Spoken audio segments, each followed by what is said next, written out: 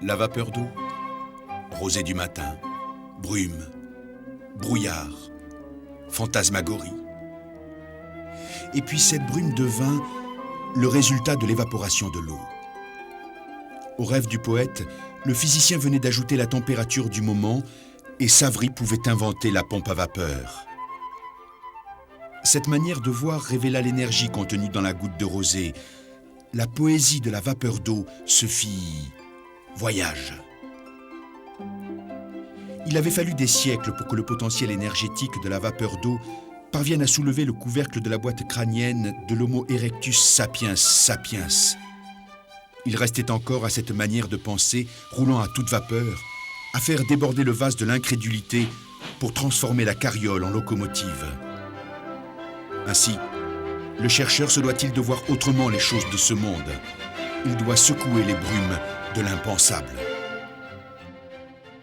Théoricien de la recherche des pourquoi, praticien de tous les jours, Raymond Sohier, membre fondateur de la Société belge de kinésithérapie et professeur de l'enseignement supérieur.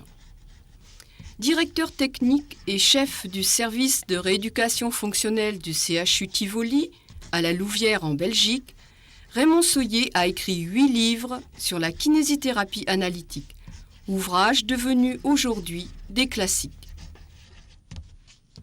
De 1945 à 1995, 50 ans de voyage, Raymond Sohier, titulaire de 3 prix scientifiques, a étudié la biomécanique humaine en référence à une autre manière de penser. Nous tentons de rejoindre la biologie, à savoir définir la qualité du besogneux cellulaire des structures articulaires en référence à la stimulation mécanogène.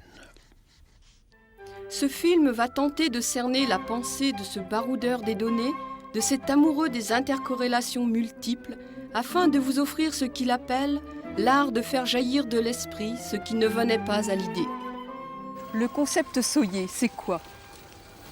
En fait, le concept Sohier, c'est une analyse en référence à une notion fondamentale qui vaut pour le médecin, le chirurgien ou le kinésithérapeute, c'est-à-dire que l'on n'est pas fondamentalement un thérapeute si on n'a pas la potentialité d'influencer favorablement les équilibres biologiques des structures auxquelles on s'adresse. Pour le kinésithérapeute, en l'occurrence le cartilage, l'os, les capsules articulaires, c'est-à-dire que ce sera par la qualité des forces qui passent par là, par la qualité de la stimulation biomécanique que l'on va pouvoir agir. Ceci nous a d'ailleurs amené à devoir totalement modifier la définition de ce qu'est la biomécanique. On disait la biomécanique, c'est l'application des lois de la physique et de la mécanique à la machine humaine. En fait, les lois de la machine humaine donnent des réponses quantitatives et non pas qualitatives.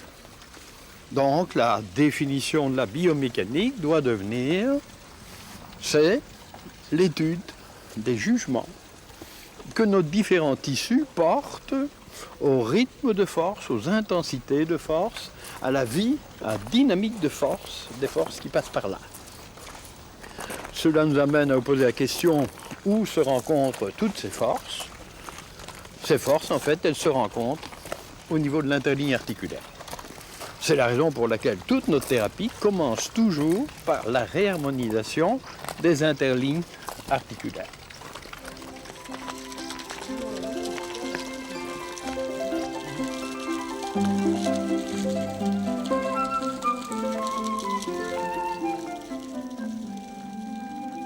Pourquoi accordez-vous autant d'importance à l'interligne articulaire? Pour comprendre l'importance que nous accordons, notamment lors des thérapies en interligne articulaire, il faut partir de ce qui se passe au niveau des matériaux inertes lorsque les forces y transitent. Les ingénieurs vous diront que les forces passent par les matériaux, se rencontrent, s'opposent et s'annulent, et vous donnent ce que l'on appelle dans résistance des matériaux les fibres neutres, les zones des fibres neutres. Pour comprendre cela de manière plus matérielle, plus simple, au point de vue pédagogique, on pourrait dessiner une poutre portante, une sollicitation des charges, et comprendre alors que le haut de la poutre s'écrase, tandis que la partie basse se dégage. Donc ici, nous aurions des forces qui s'écrasent, alors que là, nous aurions des forces qui se dégagent. Et ici, ces forces diminuent, là, diminuent, et deviennent ici le niveau zéro, où l'on voit sur les belles poutres en chêne les fentes. Ça, c'est pour les matériaux inertes. Nous retrouvons ces rythmes au niveau des matériaux vivants, au niveau de la machine humaine, et les niveaux de zones de fibres neutres, nous les appelons les équilibres biologiques, les niveaux zéro biologiques. Cela correspond en fait soit à des zones où les forces s'annulent, comme au niveau par exemple des diaphyses des os longs, ou ce sont tout bonnement nos interlignes articulaires. Les interlignes articulaires, c'est l'endroit zéro où les forces s'annulent quand tout va bien. Si nous prenons par exemple comme première situation un fémur, avec son col fémoral et sa tête fémorale, voilà, eh bien on s'aperçoit que quand les charges ici au niveau de la diaphyse l'écrasent, les puissances, les contraintes d'écrasement, et que d'autres forces ici tirent pour équilibrer, il se crée là une zone de fibres neutres. Là, c'est toutes les forces qui tirent. Là, ce sont les forces qui écrasent. Et ceci, c'est le niveau zéro biologique. Comme ce niveau zéro, par les forces de la dynamique balade, vous aurez donc la largeur du canal médulaire. Cela, on va le retrouver d'une manière encore beaucoup plus typique au niveau des genoux. Vous voyez, par exemple, un genou, c'est un endroit qui pourrait être imaginé comme étant un torchon mouillé que je tords par le bas, que je tords par le haut. Les forces de torsion se rencontrent en opposition, s'annulent. Là, c'est le genou, c'est le niveau zéro où l'eau va sortir de ce torchon mouillé. Quand les forces du haut et du bas sont en harmonie parfaite, l'interligne vit en harmonie, le niveau zéro biologique est en harmonie.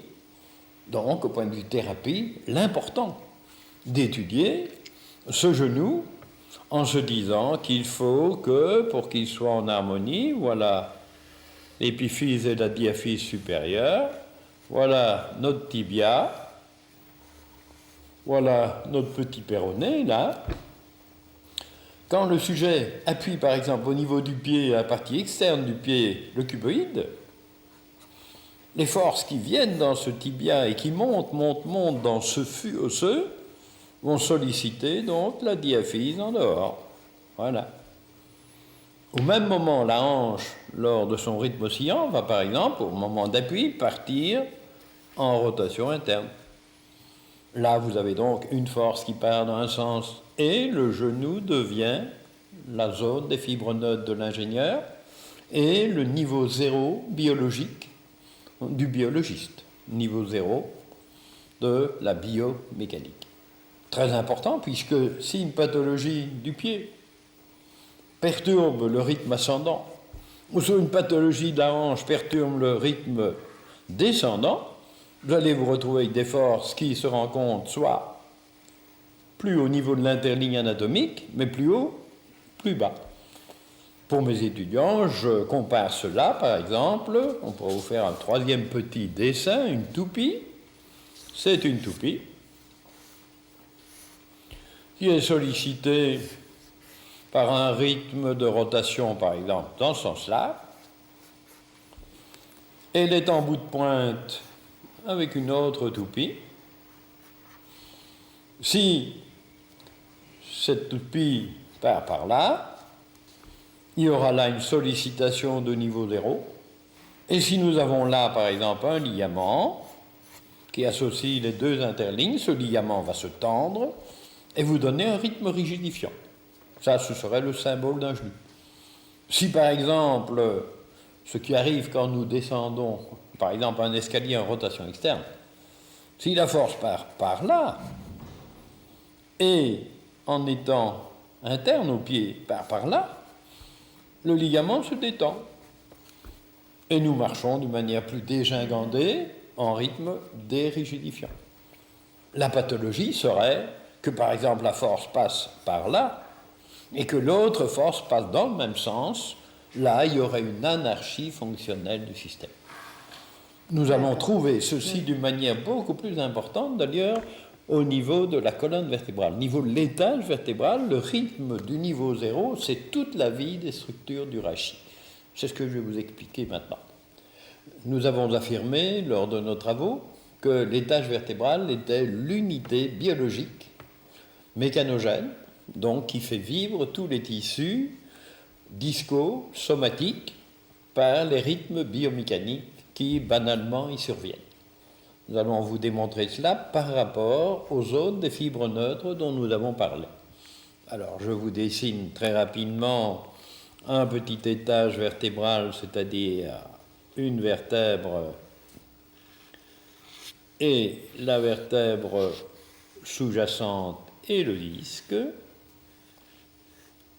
les corps vertébraux, le système facétaire, l'épineuse, voire même l'apophyse transverse, le disque avec sa masse nucléaire, celle qui vous donne la belle hernie discale.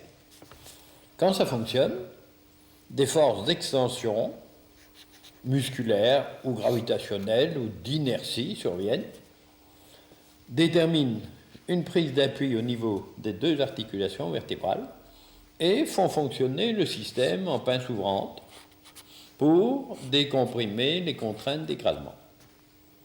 Ces forces vont déterminer des flux de force qui se mettent en tension et viennent décomprimer, solliciter la face somatique des plateaux cartilagineux, par le haut et par le bas. Traction d'un côté, traction de l'autre.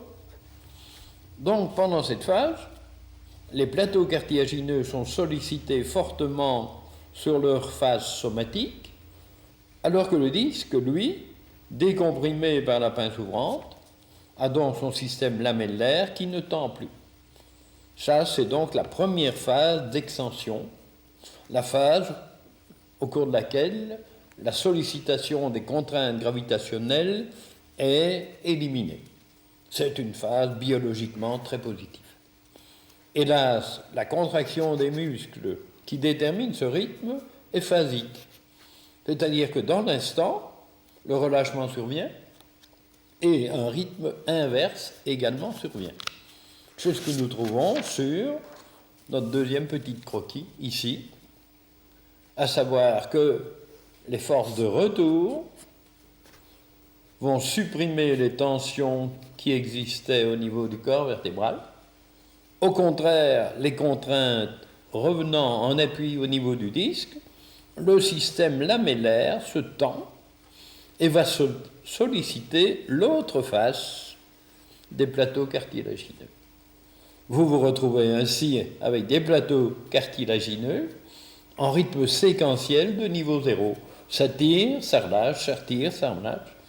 C'est-à-dire qu'au point de vue thérapie, pour redonner à chaque étage vertébral ses qualités, il faut donc s'organiser pour que l'appui, la baroception des articulaires existe, pour que cette baroception puisse lancer l'activité de la contraction musculaire qui détermine ce rythme d'extension, retour d'extension, qui survenant des milliers de fois par jour, va déterminer l'équilibre biologique des structures de l'étage vertébral. Voilà pourquoi l'étage vertébral est l'unité biologique du rachis. Vous remarquerez au passage que l'étage vertébral biomécanique comporte le corps vertébral inférieur de la vertèbre sous-jacente et le corps vertébral supérieur de la vertèbre sous-jacente et ne correspond pas à l'étage anatomique, puisque le suivant, c'est vers le haut celui-là et vers le bas celui-ci. Les croquis que nous avons réalisés nous ont montré que lorsque le levier vertébral prend son appui sur ses articulaires, les rythmes d'extension décompriment le disque et déterminent des forces de tension qui sollicitent alternativement, de façon séquentielle, les plateaux cartilagineux, qui sont les niveaux zéro biologiques de l'étage vertébral. Nous allons essayer de vous montrer cela sur pièce post-mortem. Si je prends l'épineuse pour y donner des forces, si j'assure la stabilité des articulaires, lorsque des forces d'extension surviennent, on s'aperçoit que le disque est sollicité par des contraintes de dégagement, des forces de dégagement. Ce qui nous intéresse surtout, c'est le fait que ces forces de dégagement créent des flux de force à l'intérieur des structures pour les solliciter. C'est ce qu'a démontré les images des photos prises en transluminescence, où on voit nettement que le structural, qui est toujours la synthèse des sollicitations des forces, crée la mâchoire supérieure, la mâchoire inférieure de la pince ouvrante, puisque le structural est toujours la synthèse des forces qui passent par là. Dans les cas de pathologie, actuellement, le génie de l'image parvient à montrer par l'IRM que lorsque le disque est sombre, ça signifie qu'il y a une insuffisance de densité des protons d'hydrogène, donc il y a dégénérescence. Lorsque soignant cette patiente, pendant 10 mois, nous redonnons des rythmes d'étage vertébral améliorés, biologiques, biomécanogènes, on s'aperçoit que le disque redevient clair, ce qui signifie que les densités des protons d'hydrogène sont modifiées, améliorées. On s'aperçoit donc que lors des traitements, lorsqu'on améliore la stimulation dynamique, donc cohérente des tissus, on obtient des efficacités d'équilibre biologique, ce que j'appelle le besogneux cellulaire.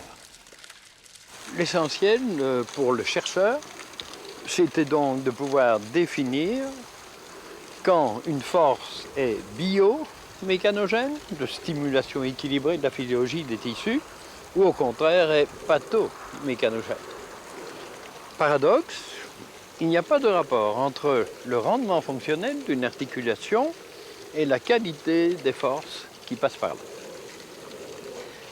Monsieur Soyer, quelles sont les origines des perturbations qui surviennent au niveau des articulations? En gros, il y a deux types d'origines aux perturbations. Il y a d'une part le traumatisme.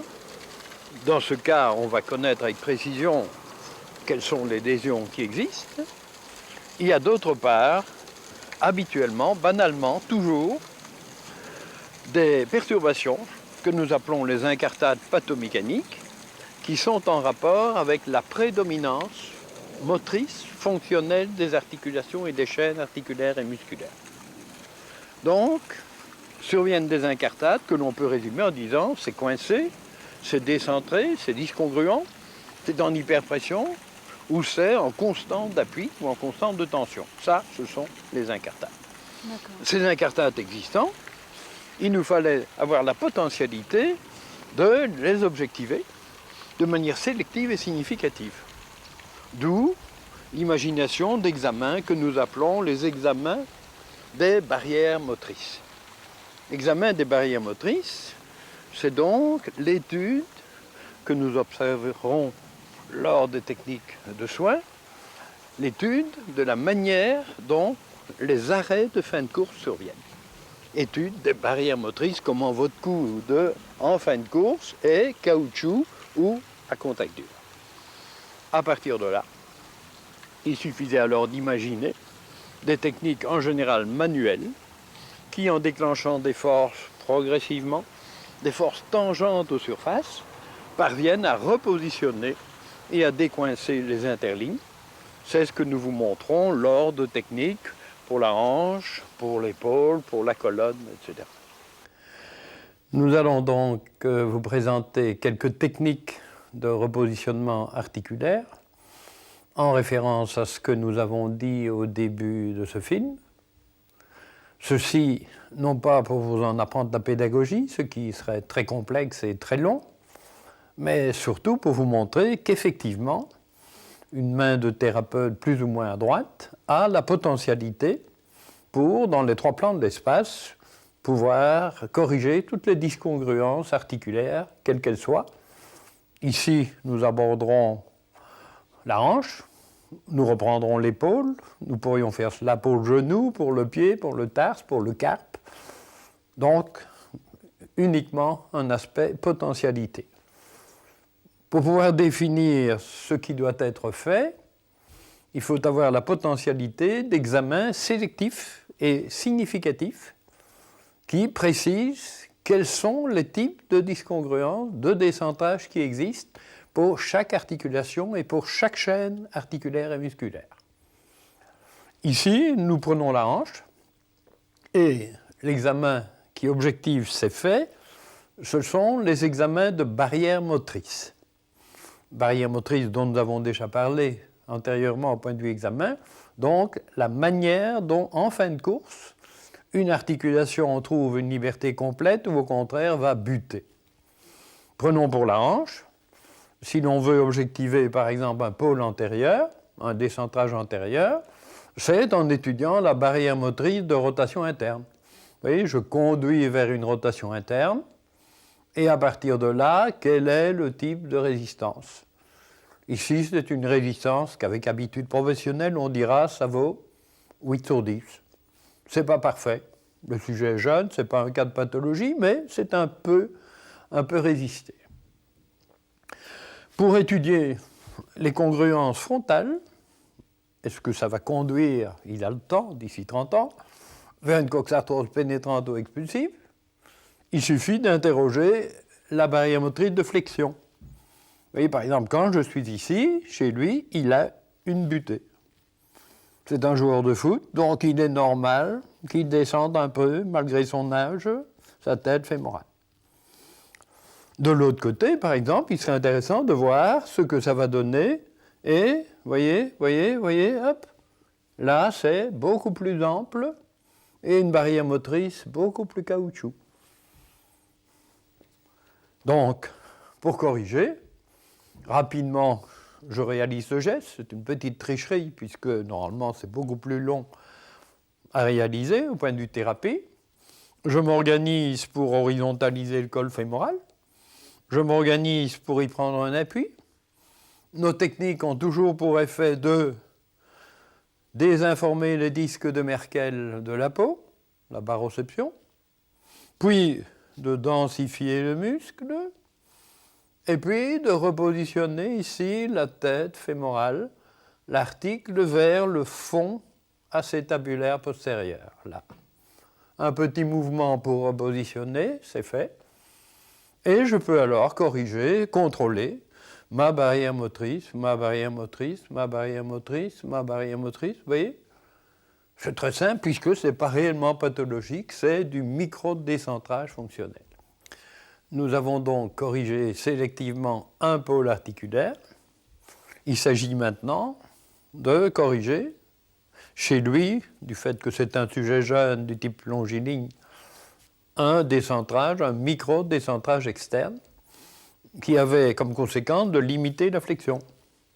Nous allons donc simplement mettre la main sur le niveau du grand trochanter, réaliser notre appui de 20-40 grammes, pas plus, le prolonger d'une façon exponentielle vers 1 kg, 1,5 kg, repousser l'article vers le dedans et sur un petit mouvement faire déraper. Une main un peu habituée contrôle, sait ça a dérapé ou ça n'a pas dérapé. Ce n'est pas le proprioceptif qui donne. Tant que le dérapage n'a pas eu lieu, on n'aura pas le résultat. Le résultat, c'est la liberté de la barrière motrice au moment du passage antérieur. Quand nous arrivons là, nous ne rencontrons plus cette barrière motrice, et vous voyez, et nous sommes 35-40 degrés plus loin. Si nous abordons le troisième type de décentrage de l'article, qui est un dérapage en antéversion, dérapage vers l'avant, une rotation externe non proportionnelle à une rotation externe. Cela s'objective par une adduction limitée en flexion. Vous voyez, cette petite butée que le thérapeute doit apprendre à sentir. La correction, ce sera donc un dérapage de rotation interne. Ici, je vais le faire en souplesse. Une main à la hanche, une main avec un patient qui se relâche, le calme. On lâche sa main. Voilà. Et je réalise une rotation non proportionnelle, une rotation sur place. Pré-écrasement, écrasement, c'est ma main gauche qui travaille. Ma main droite fixe à peine le bassin. Je détors. Voilà, clac, petit dérapage qui se ressent. On contrôle. Et barrière motrice tout à fait caoutchouc. Il est bien entendu qu'on réalise cette technique en 5, 10, 20 séances chez les sujets gravement atteints de réelle coxarthrose sévère, incipiente, etc. Chez ce jeune sportif théoriquement parfait, si on veut décortiquer quand même en finesse la proprioception de sa rotule, on s'aperçoit qu'en sollicitation latérale externe, on a une barrière motrice, alors qu'en sollicitation latérale interne, on a une liberté. Cela provient d'une petite anarchie proprioceptive de l'interligne fémoro-tibiale qui, si nous réharmonisons, va libérer la rotule. Quel est ce problème d'interligne? Nous prenons nos examens de barrière motrice du segment jambe, nous contrôlons la barrière motrice, prétension, tension, tension, tension, et on voit que chez lui, on ne rencontre pas la rigidification physiologique, ce qui signifie que c'est un tibia micro dérapé vers l'avant. Supposons maintenant que je le corrige, une main qui ne fait rien, une main qui agit, 20 grammes, 50 grammes, 200 grammes, 500 grammes, 1 kilo, voilà. Micro-recentrage postérieur, contrôle du rythme rigidifiant, vous voyez, impossibilité d'avoir son hyperextension, contrôle de la rotule, caoutchouc, du rythme patellaire, décontraction musculaire, c'est prêt pour la massothérapie. Pour évaluer la liberté de votre épaule au point de vue amplitude, et par là les reflets qu'il y a peut-être au niveau de votre tête humérale, il y a par exemple une technique globale qui nous permet, bras tendu en avant, d'évaluer quelle sera la barrière motrice globale de cette épaule en élévation. Vous voyez ici, il y a un arrêt un petit peu à contact dur. Par comparaison, on peut se dire, tiens, qu'est-ce que ça donne de l'autre côté? On lève, là, là, et on s'aperçoit en fait et que l'amplitude est différente et que la souplesse de fin de course existe. Éventuellement, dans certains cas, on posera la question au patient, est-ce que ceci vous fait mal ou pas? Au point de vue technique, on ne peut être efficace que si on connaît par le menu ce qui doit être corrigé. C'est-à-dire, pour les 3 plans d'espace, quels sont les décentrages. Pour objectiver un décentrage ascendant de l'article, on peut certes évaluer la grandeur de l'interligne articulaire, là, voir la sensibilité d'une insertion de sous-épineux, mais le test fondamental, c'est la barrière motrice d'abduction dans le plan de l'omoplate sans aucune composante de rotation. Et là, on s'aperçoit que le contact dur est plus intense, vous maintenez la position, alors que de l'autre côté, nous avons une liberté beaucoup plus grande. En l'occurrence, nous pouvons affirmer qu'il y a un décentrage ascendant de l'article. Si nous voulons évaluer alors le degré de décentrage vers l'avant, évidemment, il peut y avoir une arthro qui a montré un bourrelet antérieur, mais pour évaluer ce décentrage, il suffit d'utiliser la voie antérieure de passage de l'épaule Abduction, antépulsion, élévation, rotation interne, voilà. Et oui, cette épaule est réellement coincée. Si je pars de l'autre côté et je réalise abduction, antépulsion, rotation, vous voyez, c'est libre. Ça, c'est un signe spécifique.